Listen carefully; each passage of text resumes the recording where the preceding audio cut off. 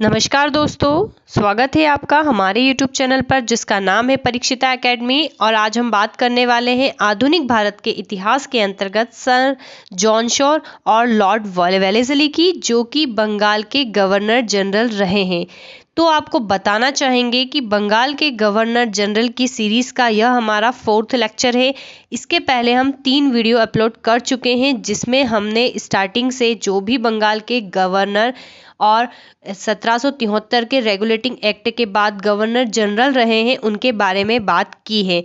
अब उसी क्रम में हम आगे बढ़ के आज 2 गवर्नर जनरल की बात करने वाले हैं, सर जॉन शोर की और लॉर्ड वेलेस्ली के बारे में। चलिए आगे बढ़ते हैं। और आगे बढ़ने से पहले आपसे कहना चाहेंगे कि अगर आप हमारे इस YouTube चैनल पर नए हैं तो आज ही हमारे चैनल को सब्सक्राइब करें। अगर आपको हमारा वीडियो पसंद आता है तो हमारे वीडियो को लाइक और शेयर ज़रूर करें। चलिए तो हम आगे बढ़ते हैं और बात करते हैं बंगाल के गवर्नर जनरल के बारे में। जैसा कि दोस्तों हमने आपको बताया है कि प्लासी के युद्ध के बाद, बक्सर के युद्ध के बाद, जब अंग्रेज़ों का अर्थात ईस्ट इंडिया कंपनी का अपना प्रभुत्व स्थापित होने लग गया, तो उन्होंने बंगाल में गवर्नर रखने की जो है प्रथा स्टार्ट की। तो बंगाल के पहले गवर्नर थे रॉबर्ट क्लाइव। और 1773 में रेगुलेटिंग एक्ट आने के बाद कुछ महत्वपूर्ण परिवर्तन किए गए, जिसमें बंगाल के गवर्नर को बंगाल का गवर्नर जनरल का नाम दिया गया। तो उसी क्रम में बंगाल के जो पहले गवर्नर जनरल थे वो कौन हुए? Warren Hastings. वॉरेन हेस्टिंग्स का जो टाइम पीरियड है वो 1774 से 85 के बीच रहा। कौन से क्रम में? गवर्नर जनरल के रूप में, क्योंकि वॉरेन हेस्टिंग्स इसके पहले बंगाल के अंतिम गवर्नर थे। ठीक है, गवर्नर जनरल और गवर्नर में थोड़ा सा डिफरेंस है, हमने प्रीवियस वीडियो में इसको एक्सप्लेन किया हुआ है। तो वॉरेन हेस्टिंग्स के बाद जॉन मैकफर्सन आए, लॉर्ड कॉर्नवालिस आए, जिसके बारे में हमने हमारे प्रीवियस वीडियो में बात की है। और जो रेड कलर से आपको पॉइंट आउट हो रहा है ये है next governor general sir John Shore, जिनका टाइम पीरियड जो है 1793 से 98 के बीच रहा। और लॉर्ड वेलेस्ली, जिनका टाइम पीरियड 1798 से 1805 के बीच में रहा। इनके बारे में हम आज विस्तार से चर्चा करेंगे। काफ़ी इम्पॉर्टेंट है एग्जाम के पॉइंट ऑफ व्यू से। और अगर आप गवर्नर जनरल के साथ उनका टाइम पीरियड भी याद रखते हैं तो आपके लिए काफ़ी अच्छा रहेगा, क्योंकि हमें पता है इतिहास में तिथि और ईयर का कितना इंपॉर्टेंस होता है। हम किसी भी घटना को किसी से कनेक्ट कर सकते हैं, क्योंकि इस वाले सेक्शन से ऐसे ही क्वेश्चन पूछे जाते हैं कि पर्टिकुलर घटना किसके टाइम पीरियड में हुई। तो यहाँ पर आपको टाइम पीरियड भी याद रखना काफ़ी इंपॉर्टेंट है। प्रैक्टिस करेंगे तो सब कुछ हो जाएगा। चलिए तो अब हम इनके बारे में बात करते हैं, लेकिन आपको एक आउटलुक बताना चाहेंगे कि हमें कितनों के बारे में बात करनी है। इसके बाद हम इस रिस्पेक्ट में इन लोगों की चर्चा करेंगे, काफ़ी इंपॉर्टेंट है। देन लास्ट में लॉर्ड माउंटबेटन है। चलिए तो हम बात करते हैं आज के हमारे लेक्चर के बारे में, सर जॉन शोर के बारे में, जिनका टाइम पीरियड जो था 1793 से 98 के बीच में रहा। सर जॉन शोर की अगर हम बात करें तो इन्होंने अपने शासनकाल के दौरान जो है अहस्तक्षेप की नीति अपनाई। दैट मीन इन्होंने ज़्यादा इंटरफेयर नहीं करा भारतीयों के निजी मामलों में। हालांकि इनके टाइम पीरियड में जयपुर को 1794 में और अंडमान को 1796 में इनके कब्जे में ले लिया गया। ठीक है, तो सर जॉन शोर के बारे में इतना ही। अब हम बात करते हैं लॉर्ड वेलेस्ली की, जिनका टाइम पीरियड रहा था 1798 से 1805 के दौरान। काफ़ी इंपॉर्टेंट है, टाइम पीरियड तो याद रखना ही है। लॉर्ड वेलेस्ली के बारे में अगर आप बोले कि नहीं, आप हमें केवल एक लाइन में बताइए कि हमें इनके बारे में एक विशेष बातें क्या याद रखनी है, तो लॉर्ड वेलेस्ली की बात करें तो इन्होंने भारत में जो है सहायक संधि की शुरुआत की थी। बस आप ये याद रखिए। ठीक है, हालांकि हम इसको बहुत डिटेल में पढ़ेंगे। चलिए तो लॉर्ड वेलेस्ली की हम बात करते हैं। तो लॉर्ड वेलेस्ली अपने आप को, स्वयं को बंगाल का शेर कहता था। मतलब आप सोचिए, अगर ये स्वयं को बंगाल का शेर कह रहा है तो इसका माइंड क्या होगा, ये क्या करना चाहता था। ठीक है, ये सिंपल सी बात है, भारत पे कब और ज़्यादा प्रशासनिक कब्जा करना चाहता था। चलिए, इसके समय की एक और महत्वपूर्ण घटना है चौथे आंग्ल मैसूर युद्ध।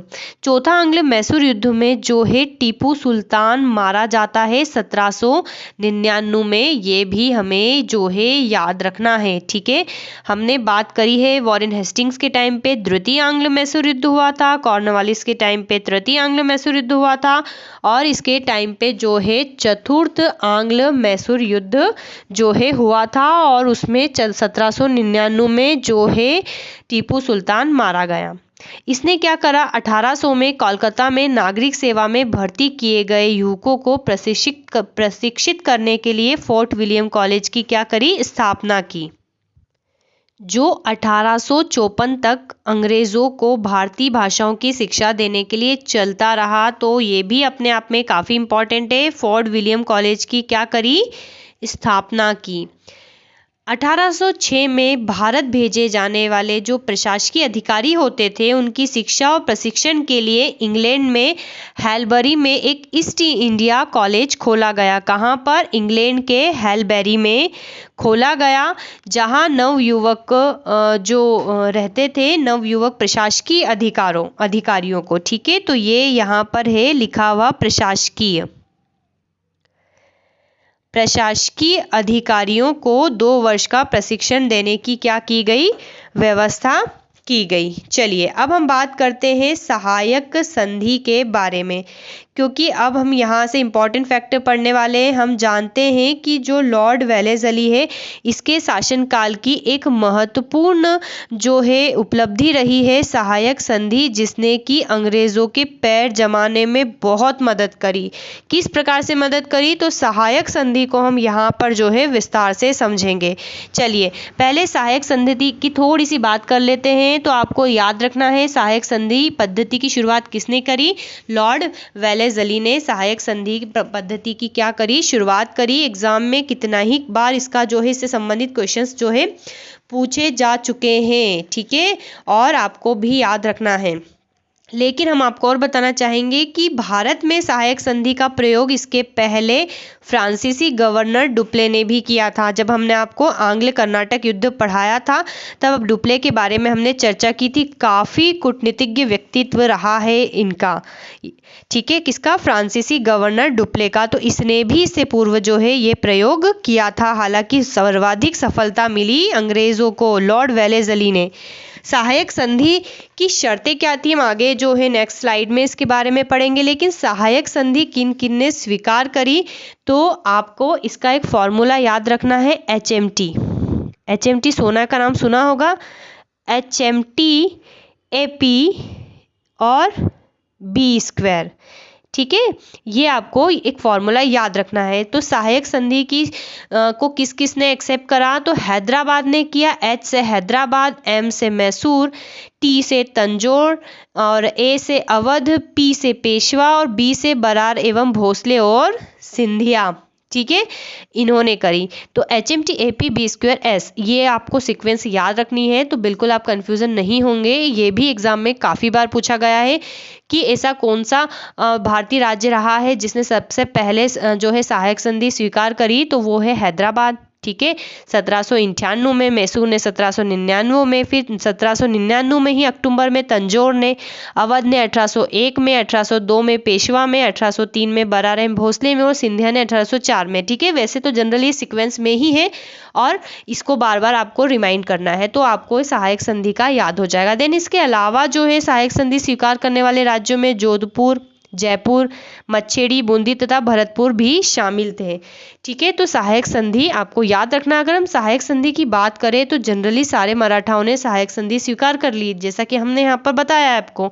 लेकिन इंदौर के होलकरों ने सहायक संधि स्वीकार नहीं की थी। ये वाला फैक्ट भी अपने आप में काफ़ी इंपॉर्टेंट है, तो इसको भी टिक मार्क कर लीजिए। ठीक है, कि इंदौर के होलकर भी मराठा थे, लेकिन इन्होंने सहायक संधि स्वीकार नहीं करी। अब हम विस्तार से चर्चा करते हैं सहायक संधि के बारे में कि सहायक संधि एक्चुअल में है क्या। तो सहायक संधि जो है नाम से ही समझ में आ रहा है कि सहायक मतलब मदद करना किसी की। तो ईस्ट इंडिया कंपनी के द्वारा ये भारतीय उन राज्यों के ऊपर अपनी शर्तें लगाते थे कि अगर आप सहायक संधि स्वीकार कर लेते हैं तो क्या क्या होगा। भारतीय राज्यों को विदेशी संबंध जो है, पहले बात तो अंग्रेज बोलते थे कि अगर हम सहायक संधि आप स्वीकार कर लोगे तो सबसे पहली बात तो आपको प्रोटेक्शन देंगे, हम आपकी रक्षा करेंगे किससे, अन्य भारतीय राजाओं से। क्योंकि आप जानते हैं कि जब ये वाला जो टाइम पीरियड चल रहा था तो जो आसपास के राजा है वो आपस में ही लड़ते रहते थे, कभी वो इसके पालने में कभी इसकी साइड, दोस्त दोस्त दुश्मन, दुश्मन दुश्मन दोस्त, इस प्रकार का जो है सीक्वेंस चलता रहता था। किसी की कोई गारंटी नहीं थी कि कौन किसके पक्ष में रहेगा। तो अंग्रेजों को इससे बड़ा फायदा हुआ और उन्होंने, क्योंकि अंग्रेज बाहर से आए थे, इनके पास जो है हथियार, इन टेक्नोलॉजी काफ़ी पर्याप्त थी, तो यहाँ के लोगों का एक आकर्षण जो है स्वाभाविक था किसकी ओर, अंग्रेज़ों की ओर, ईस्ट इंडिया कंपनी की ओर। तो सबसे पहले उनकी यही शर्त थी कि भैया हम आपको प्रोटेक्शन देंगे, हम आपको की हेल्प करेंगे, लेकिन उसके बदले में आपको क्या करना होगा। तो अब सुनिए उसके बदले में भारतीय राज्यों को क्या करना होता था। भारतीय राज्यों को विदेशी संबंध जो है कंपनी के अधीन रखने होते थे। मतलब कि आप किसी राज्य के राजा हैं तो दूसरे राज्यों के से आपके किस प्रकार से संबंध होंगे तो ये हम डिसाइड करेंगे, हमसे पूछा जाएगा, ठीक है। अन्य राज्यों तथा विदेशी कंपनी से किसी भी प्रकार की संधि या समझौते के लिए कंपनी की अनुमति लेनी होगी। अब कंपनी से यहाँ पर मतलब क्या है, ईस्ट इंडिया कंपनी, ठीक है, ब्रिटिश ईस्ट इंडिया कंपनी से लेनी होगी, क्योंकि हमें पता है ईस्ट इंडिया कंपनी जो भारत में आई थी तो सबसे पहले इनका जो मेन उद्देश्य था वो क्या था, व्यापार था, तो ये करना होगा। देन सेकंड क्या था कि देशी शासकों को अंग्रेज अधिकारियों के अधीन सेवा रखनी होगी, जिसका उद्देश्य क्या है, सार्वजनिक शांति बनाए रखना। मतलब आपका जो सेना है वो भी हमें आपको मतलब देना होगा, किसको, ईस्ट कंपनी को। इससे न केवल के बदले बड़े राज्यों को कंपनी को पूर्ण प्रभुता युक्त क्षेत्र देना पड़ेगा था, छोटे राज्यों को धन भी देना पड़ेगा। देसी शासकों को अपनी राजधानी में एक अंग्रेजी रेजिडेंट रखना होगा। यहाँ पर यह भी काफ़ी इंपॉर्टेंट है भैया कि अगर आप जो है सहायक संधि एक्सेप्ट कर रहे हो तो आपको हमारा एक प्रतिनिधि भी अपने राज्य में रखना होगा, जिसको अंग्रेजी रेजिडेंट कहा गया। आपने जनरली देखा होगा जब हम 1857 की बात करते हैं तो इस प्रकार से ये चीज़ें आती हैं। कंपनी राज्यों की प्रत्येक प्रकार के आंतरिक तथा विधायक जो शत्रु हैं उसकी से रक्षा करेगी। किससे रक्षा करेगी, जो बाहरी शत्रु है, ठीक है, बाह्य या बाहरी शत्रुओं से रक्षा करेगी। मतलब अगर आप सहायक संधि स्वीकार कर रहे हो तो कंपनी क्या करेगी, आपकी जो है रक्षा करेगी शत्रुओं से। कंपनी द्वारा राज्यों के आंतरिक मामलों में कोई हस्तक्षेप, ये लॉलीपॉप था किसके द्वारा, ईस्ट इंडिया कंपनी का, कि भाई कंपनी द्वारा राज्यों के आंतरिक मामलों में कोई हस्तक्षेप नहीं किया जाएगा। और पर्टिकुलर जो सहायक संधि स्वीकार करने वाला राज्य था उसको अंग्रेजों को कुछ कर या टैक्स भी देना पड़ता था। तो यहाँ पर ये काफ़ी एक जो है प्रस्ताव था, तो जो बहुत सारे लोग उससे खुश हो गए, अरे वाह यार हमारा प्रोटेक्शन हो रहा है, हमारे आंतरिक मामलों में तो कोई हस्तक्षेप कर ही नहीं रहा है और ऊपर से हमारी रक्षा कर रहा है, हमें क्या करना है, बस एक अंग्रेज रेजिडेंट नियुक्त करना है, थोड़ा सा इनसे जो है सजेशन लेना है बाहरी मामलों में, ठीक है। तो कुछ HMT AP B² ने क्या करा, जो है सहायक संधि स्वीकार कर ली। देन इसके अलावा कुछ और भी राज्य थे। अब टॉमस मुनरो क्या बोलता है, ये एक अंग्रेज जो था, इसने क्या कहा कि भैया सहायक संधि किस प्रकार से थी, राज्य ने अपनी स्वतंत्रता, राष्ट्रीय चरित्र और वह सब कुछ जो किसी देश को प्रतिष्ठित बनाते हैं बेचकर अपनी सुरक्षा मोल ली है, मतलब अपनी सुरक्षा खरीदी है। तो ये अंग्रेजों के द्वारा ही दिया गया विवरण है जो कितना खतरनाक है, ठीक है, कि जो भी एक किसी के सम्मान की रक्षा के लिए ज़रूरी होता है वो तो बेच दिया उन राज्यों ने जिन्होंने सहायक संधि स्वीकार कर ली, केवल अपना प्रोटेक्शन जो है लिया है, अपनी सुरक्षा इन्होंने खरीदी है। तो इस प्रकार से जो था सहायक संधि थी। हालांकि इसके कई दुष्परिणाम आए, ये ऊपरी था। बाद में क्या हुआ, यहाँ पर तो कहा था कंपनी ने कि हम आपके आंतरिक मामलों में हस्तक्षेप नहीं करेंगे, लेकिन जो आंतरिक मामलों में हस्तक्षेप किया जाता था, अंग्रेजी रेजिमेंट तो जो था आपका गुप्तचर बन गया, बहुत सारी चीज़ें उससे परिवर्तित होती थी। अब ब्रिटिशर्स को यहाँ पर क्या लाभ मिला, ठीक है, ब्रिटिशर्स को यहाँ पर क्या लाभ मिला, हम इसके बारे में चर्चा करते हैं। कि जो ब्रिटिशर्स थे, ब्रिटिशर्स को या हम कहें कंपनी को, ब्रिटिश कंपनी को प्राप्त लाभ की हम बात करें तो यहाँ पर जो ब्रिटिश थे उनको ब्रिटिश विरोधी गठबंधन समाप्त होने की संभावना बन गई। ब्रिटिश विरोधी गठबंधन समाप्त होने की संभावना बन गई, क्योंकि अब जो लोग सहायक संधि स्वीकार कर रहे हैं वो अंग्रेजों के विरोध में तो जाएंगे नहीं, तो अपना एक विरोधी जो गढ़ था ये खत्म कर रहे हैं इनडायरेक्टली। ब्रिटिशर्स को एक महान सेना मिल गई, बिना हाथ पैर चलाए रसद पानी दिए इन्हें एक महान सेना मिल गई। यह सेना किसी भी समय, किसी भी परिस्थिति में, किसी भी स्थान पर युद्ध के लिए तत्पर रहती थी। कंपनी की राजनीतिक श्रेष्ठता स्थापित हुई। ठीक है, राजनीतिक श्रेष्ठता स्थापित हुई क्योंकि कंपनी भारतीयों के आपसी मामलों में मध्यस्थता की भूमिका निभाने लगी। कहा तो था कि हम आपकी इंटरनल मैटर में जो है इंटरफेयर नहीं करेंगे, लेकिन करते थे, अर्थात इनकी राजनीतिक प्रतिष्ठा स्थापित हुई और दूरगामी, बहुत दूरगामी परिणाम इनको जो है प्राप्त हुए। इससे ब्रिटिश रेजिडेंटों के द्वारा जो शासकों के आपसी मामलों में हस्तक्षेप कर जो शासन प्रणाली थी उसको क्या करते थे, कमजोर करते थे। और सुधार की, जो एक राजा अपने राज्य के लिए सुधार सोचता है वो भी इन्होंने खत्म कर दिया। केवल कठपुतली मात्र शासन बाद के समय में रह गया और पूर्ण प्रभुसत्ता युक्त क्षेत्र मिलने से अंग्रेजी साम्राज्य में क्या हुई, वृद्धि हुई। बिना मतलब का मिल रहा है ना साम्राज्य, तो वृद्धि हुई। तो ये सहायक संधि से जो ब्रिटिश कंपनी है उसको जो है प्राप्त लाभ है। तो ये हमने सहायक संधि की यहाँ पर बात करी।